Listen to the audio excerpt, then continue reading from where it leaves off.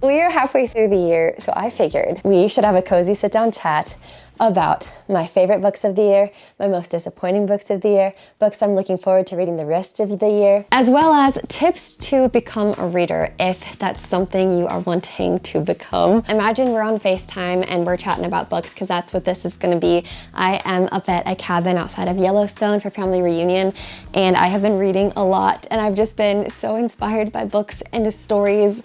I've had such a good reading year. I actually just finished reading one of my favorite books of the year. I posted this story on Instagram, and I had someone, I don't remember who you are, if you're watching this, let me know who you are, but you said you aren't a reader, but seeing my face and my reaction to this story made you want what I was experiencing. It made you want to become a reader. And that was so inspiring to me. So if there are any of you out there that used to love reading as a kid, if that was something that has been lost along the way as you've become an adult, I would and I would be so honored to help inspire you on your journey back to reading, to becoming a reader. So this video is it's just gonna kind of be a mashup. So go ahead, take a pause, go make a warm cup of tea, or if it's hot where you are, a nice glass of lemonade. Get cozied up and let's chat books. I feel like I'm going back to my roots. For any of you who are new around here, I started on YouTube as a booktuber. I just made book videos, recommendations videos, TBR videos, reading vlogs, but I feel like I am the girl I'm always gonna be. I'm always gonna love sitting down and chatting about books. Back in my booktube days, there was a tag called the mid-year book tag. I forget what it was actually called, but I have the questions written down, and I love these questions. The first question being, what is the best book I've read so far in 2024? And that is such a loaded question for someone who cannot decide and pick favorites. Okay, that's not true, because you guys know I have a favorite cat out of our cats.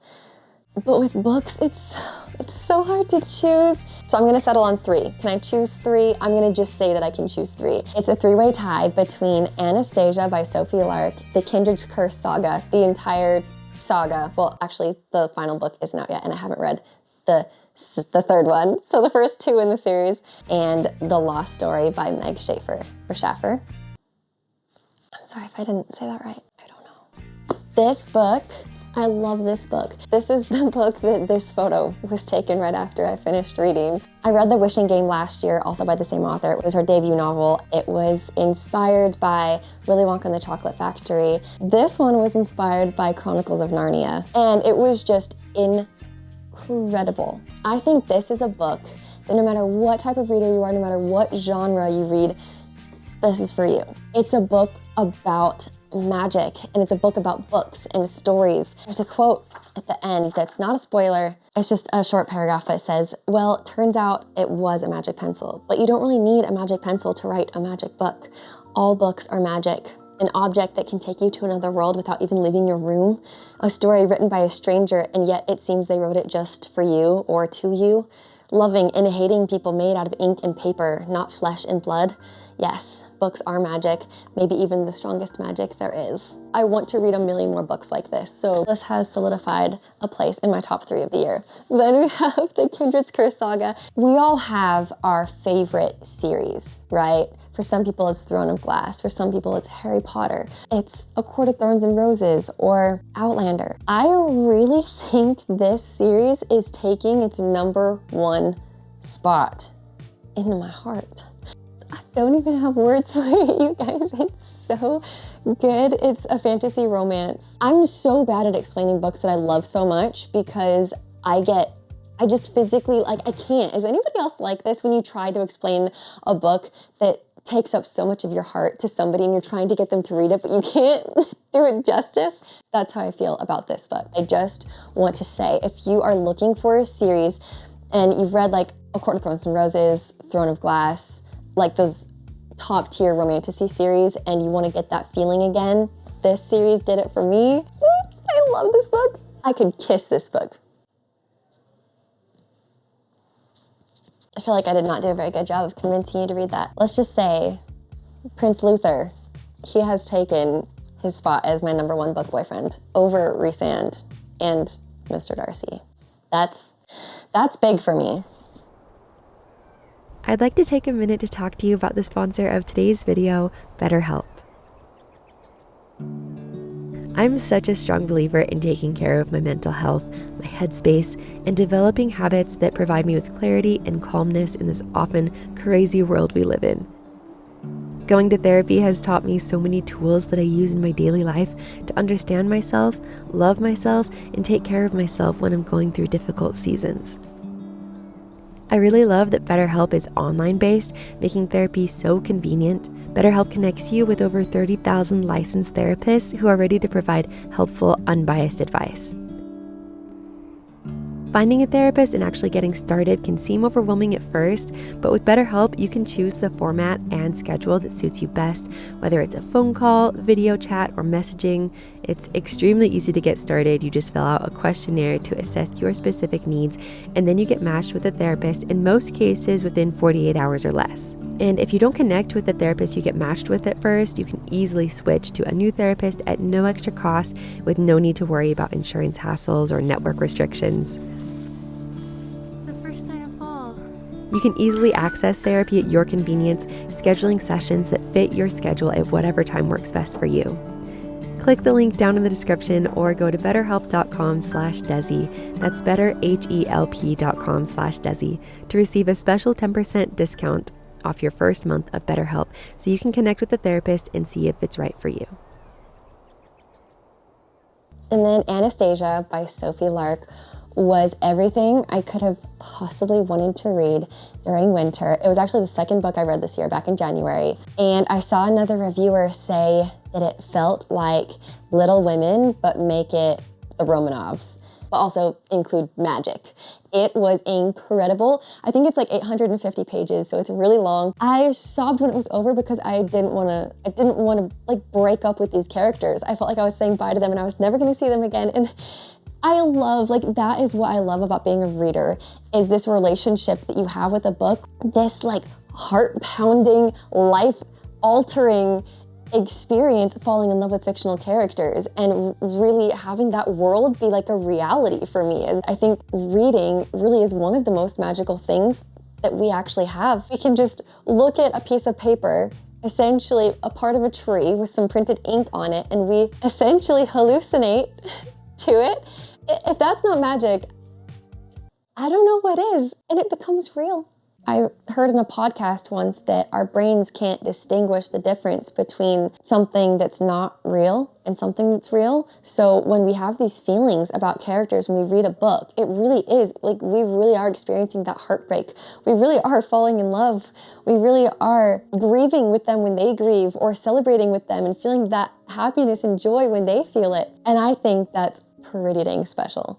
Next question. The best sequel that I have read this year. I'm gonna have to say it's The Ballad of Never After by Stephanie Garber. I read the Once Upon a Broken Heart series this spring. This was a reread for me because I read Once Upon a Broken Heart a couple years ago and I didn't really love it. I gave it 3 stars, and I actually gave it again 3 stars this time because I think I wanted a little bit more out of it. But in hindsight, it was such a beautiful fairy tale. Like the Barbie movies that we watched as a kid, that's what this book was. I'm already looking back at this past spring of 2024 as such a fairy tale, magic-infused time in my life. I love it. It brought me back to my childhood, and it made me want to go rewatch all the Barbie movies. The next question is, what's a new release that I haven't read yet, but I want to? I'm gonna choose a few again, because I can't choose just one. There's so many. The first one is The Blackbird Oracle by Deborah Harkness. Those of you who really know me, you know that the Discovery of Witches series is one of my favorite all-time series ever.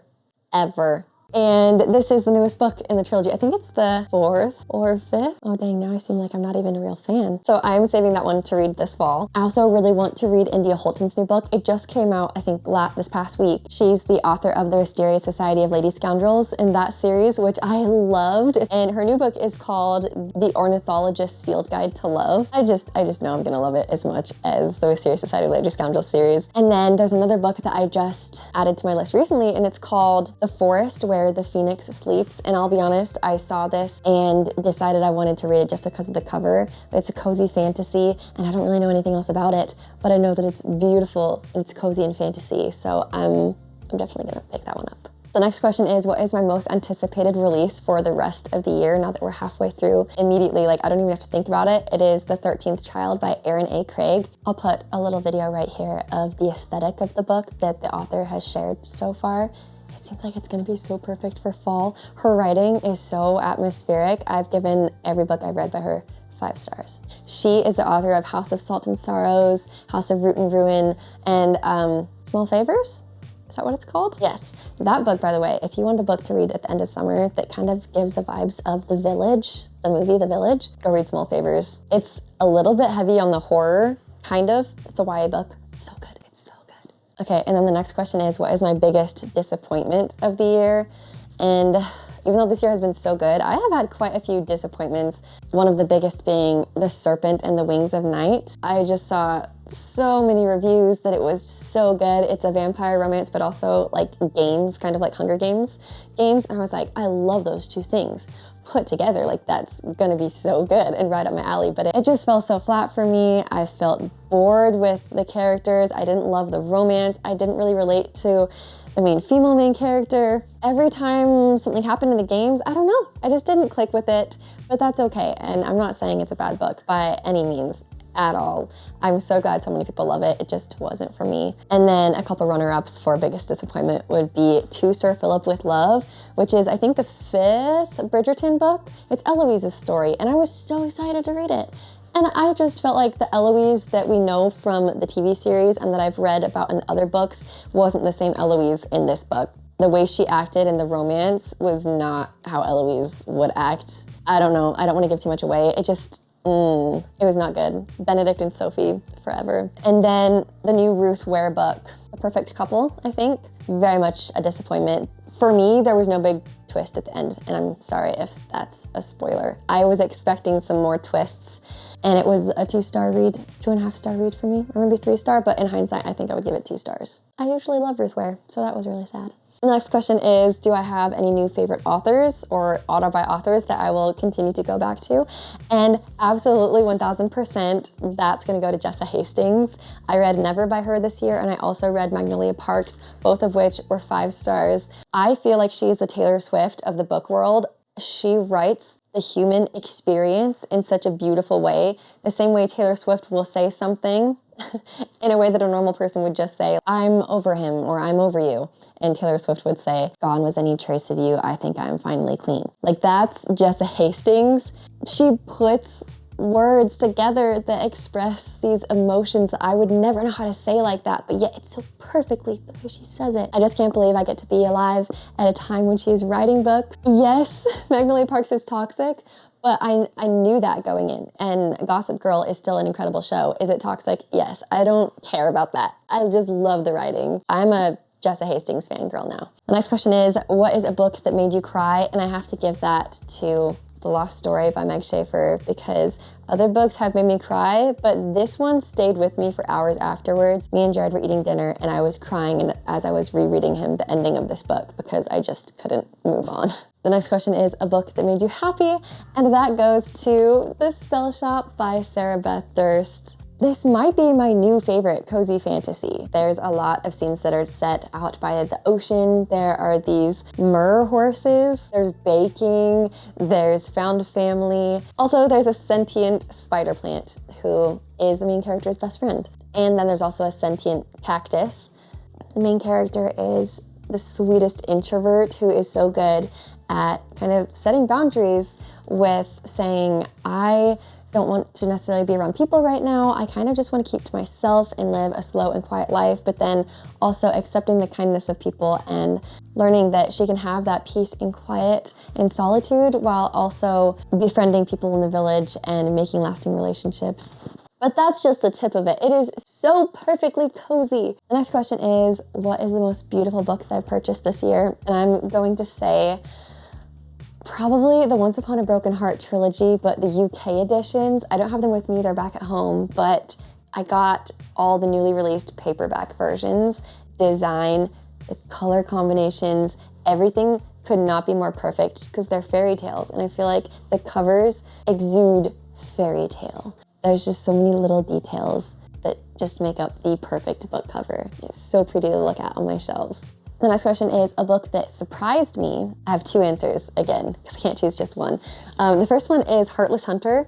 I picked this up on a whim, just thinking it would be a good fun fantasy. This one took me by storm. I could not put this book down. I was reading this until 3, 4 a.m. I had to know what happened. The time period is like Victorian, which I find refreshing and really fun for it being a fantasy. The romance is kind of like cat and mouse. It was just so much better than I could have ever imagined. So if you're looking for a good romantic fantasy to curl up with, to get lost in, to read in one sitting, that's also like witchy and Victorian, I would highly recommend this one. And then another huge surprise for me was A Feather So Black by Lyra Celine. Hoping I said her name right. This was such a big surprise for me because of how beautiful the writing was and how I fell in love with the lush, atmospheric, kind of Scottish, it has like a Scottish setting. I imagine it in like the Scottish Highlands. I still dream about this book, the setting specifically, because I felt so immersed in it. It kind of reminded me of how I felt when I read Twilight for the first time. It has nothing to do with vampires, but just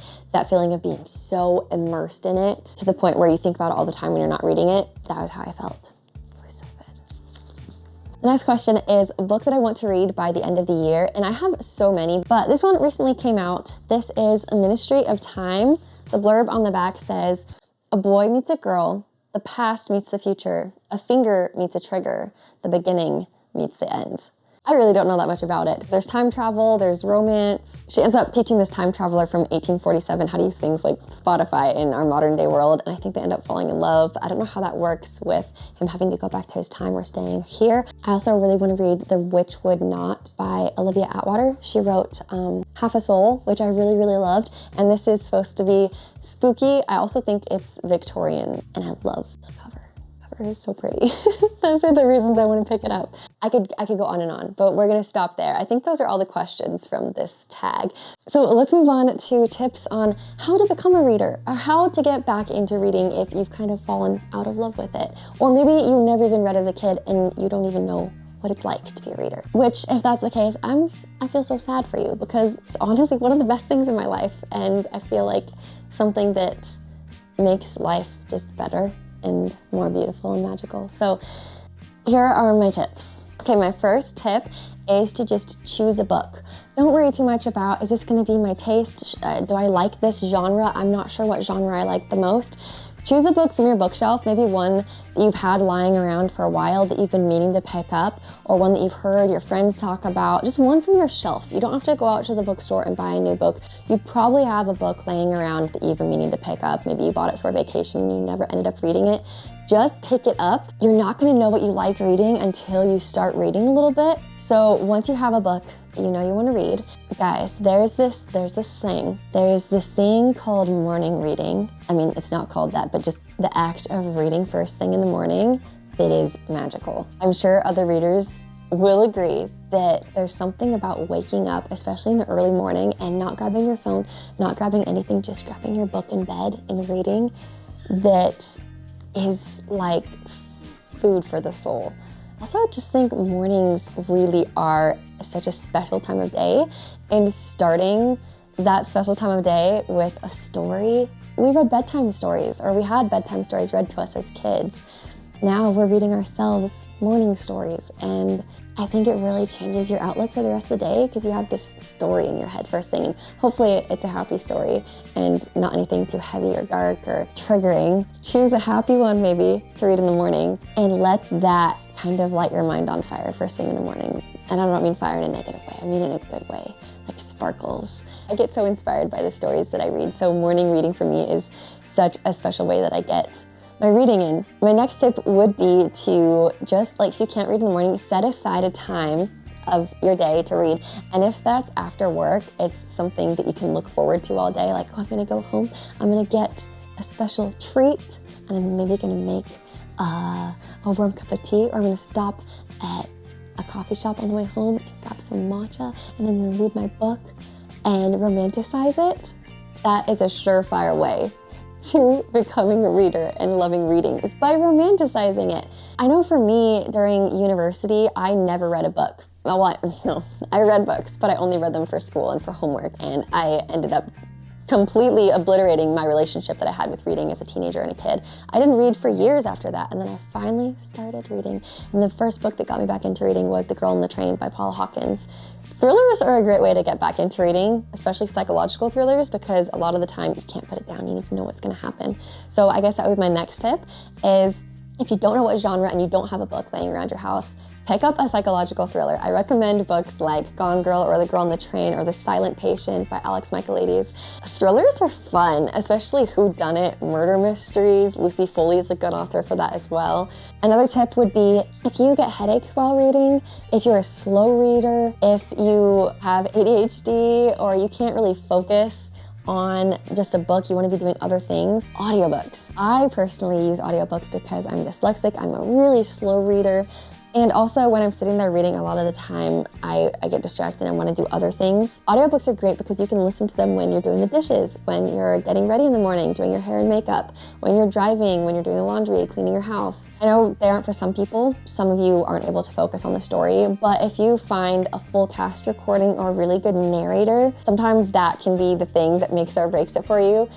Some recommendations would be Lord of the Rings, because it's narrated by Andy Serkis, who does the voice of Smeagol, and he does all the voices so incredibly well, just like how the actors did them in the film. My favorite audiobook apps are Audible, Everand, which used to be Scribd. Libby goes through your hometown library. If you have a library card, you can take out audiobooks on loan through Libby, through your library, so you don't have to pay for anything. I've also used Libro FM, but I don't currently have a subscription to them, but love them as well. My next tip is, if you sit down and you find yourself getting distracted, not wanting to read, you can't somehow focus on the words on the page, you might really love annotating. This is something that's been huge for me, because I would sit down and read a few pages and always be flipping the pages to see how many more pages until I finish the chapter, how many more pages until I finish the book, or like, how much more do I have to go? I don't know why, but it's always about, I have to complete the chapter and then yay, and then start a new chapter and then I have to complete it. It was less about enjoying the story and more about finishing the chapters, and I don't know. But when I'm annotating, I get completely lost in the story and I lose track of the chapters and how many pages I'm reading. It gives me something to do when I'm highlighting and writing my thoughts in the passage, which I actually think is a great way to kind of journal along with a book, where you share your thoughts with yourself and write down your predictions or just your reactions to scenes, to dialogue. And you can also be really creative with it. I have a whole Pinterest board that's called Annotating, for inspiration for little flowers and designs and different ways to annotate.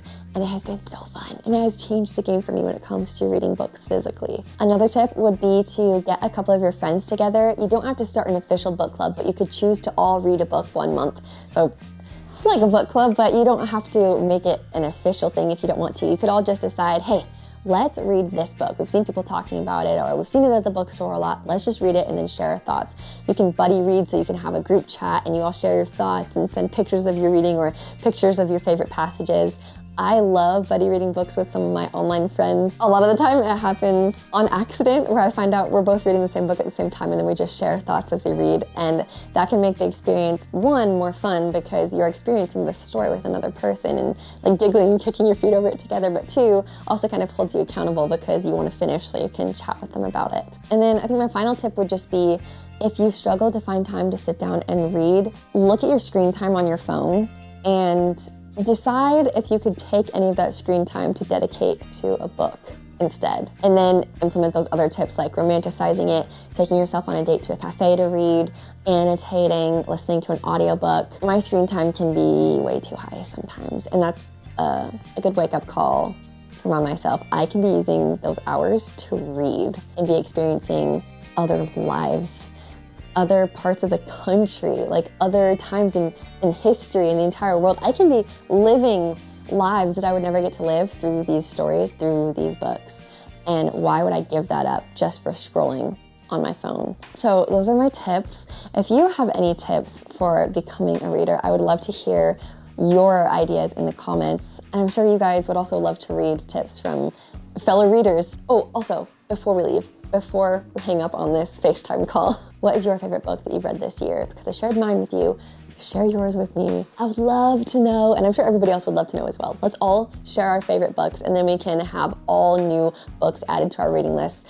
Not that they aren't long enough, but life is short. There are so many books. I want to read them all, and I would love to know what you recommend. Like, what are you like dying to share with someone else? Please share it with me. I'm going to write down all of your recommendations. I hope it was okay that we just kind of had a chatty bookish video today. Sometimes I just miss chatting with you guys. You guys really are like my friends, and when I sit down and talk to the camera, I feel like I'm talking to you on a FaceTime call. You guys just aren't responding, and I'm just really kind of talking at you. But in my mind, you're responding to a lot of what I say, and it makes me so happy. So I hope you guys enjoyed this. Fall content is coming, but I still have one more summer video and then a transitional summer-autumn video before full-on dedicated autumn content. Yeah, I love you. I hope you have a wonderful day. Go cozy up with a good book and a warm cup of tea this evening. Take care of yourself, and remember that you are so strong and so loved. And I will see you soon. Bye, friends. Oh, also, do you guys notice that this is a new camera? I hope you like it. It's a big investment, but I've been wanting to switch cameras. This is a Sony camera, and I've always been a Canon girl. So hopefully I can learn how to use it. But I hope that it's a better viewing experience for you guys. Anyway, okay, for real now, I love you guys. Bye.